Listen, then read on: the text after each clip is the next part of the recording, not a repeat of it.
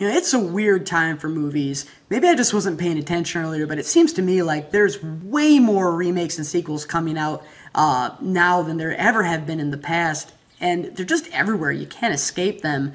And, of course, the most popular genre to remake is the horror movie. And even for a genre that's practically tailor-made for remakes and sequels, it seems like it's getting a little excessive, and especially since the vast majority of those movies suck like the vacuum of space. With that, you know, we're treading on thin ice to begin with, but when it gets really dicey is when the movie being remade is actually a good movie, like the original Nightmare on Elm Street. And the original was just one of those classic horror movies, and so of course they're going to remake it. You know, why not? They've already done Friday the 13th, Halloween, Texas Chainsaw Massacre. They've already, well, you know, done all those, and of course, you know, they've already done, like, you know, Last House on the Left, Hills Have Eyes, The Omen, Amityville Horror, Dawn of the Dead. They're making another The Thing, and I think the only classic horror movie they have left to remake is The Exorcist. Don't you touch it, you bastards.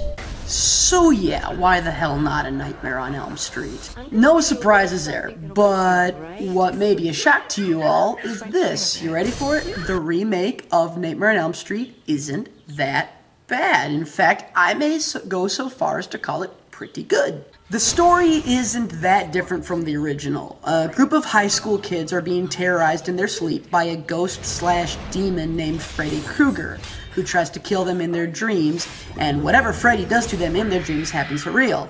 It's like The Matrix, but with less plot holes. So yeah, you know the drill. They can't fall asleep or they die. Good stuff, and the movie didn't change any of that. What it does shake up a bit, and is the thing that will make or break the movie for you, is Freddy himself.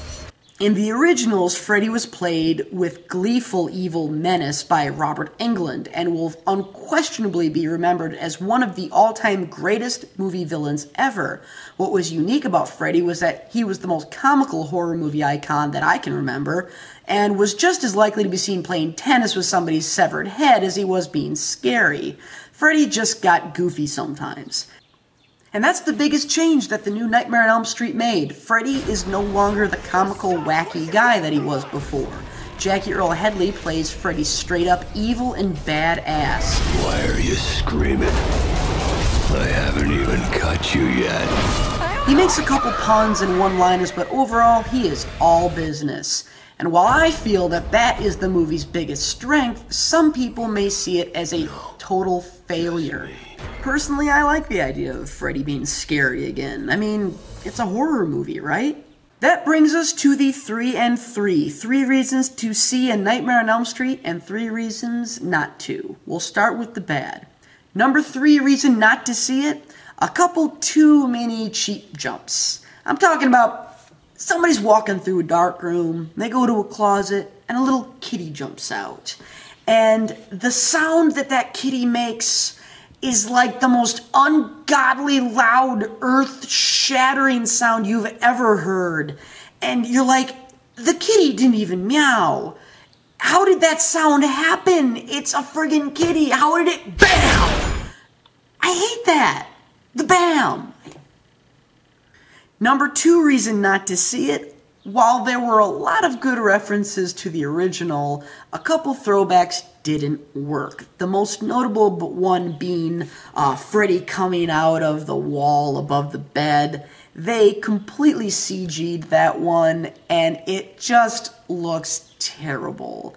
That was disappointing, because that was my favorite scene from the original. And the number 1 reason not to see it, the new Freddy. Gone is the nightmarish vision of Freddy where his arms grow to like 10 feet long, or he turns into a snake or something. He's just like a serial killer who happens to live in your dreams, and he doesn't like to have very much fun. If you're really attached to Robert Englund, you might be a little disappointed, and you'll have to let go of that if you want this movie to work. But what are the 3 reasons to see A Nightmare on Elm Street? Number 3 reason to see A Nightmare on Elm Street, the throwbacks that did work were spectacular. In particular, the girl floating above the bed, slamming into the ceiling, then gutted like a fish. Oh, that was awesome. In fact, I'd say that was better than the first one, actually. and fun for the whole family. Number 2 reason to see it, satisfying kills. There weren't really any takedowns in this movie that were substandard. All of them were creative, memorable, and just gory enough. Freddy really earned his paycheck this time around. Good job. And the number 1 reason to see it, the new Freddy. I said earlier that you needed to let go of your attachment to the Robert Englund Freddy for this one. Well, if you can see why I say that, because Jackie Earle Haley is incredible as Freddy Krueger. You may remember him as Rorschach from Watchmen. He is just as awesome as Freddy as he was playing Rorschach. A tall order to be sure, since I think his performance in Watchmen was Oscar-worthy. He may not win any awards for his version of Freddy Krueger, but he definitely made a classic horror icon badass again after he had become something like a running gag. And if I may speak a few words of sacrilege, I personally prefer Jackie Earle Haley's Freddy Krueger over Robert Englund's. He's just too awesome. And there you have Nightmare on Elm Street 2010. Out of my own personal rating out of 10, with a 5 being average, I give it a 7. It's not bad. A pretty good surprise, actually. I enjoyed it. Check it out. Thanks for watching, and I'll catch you next time.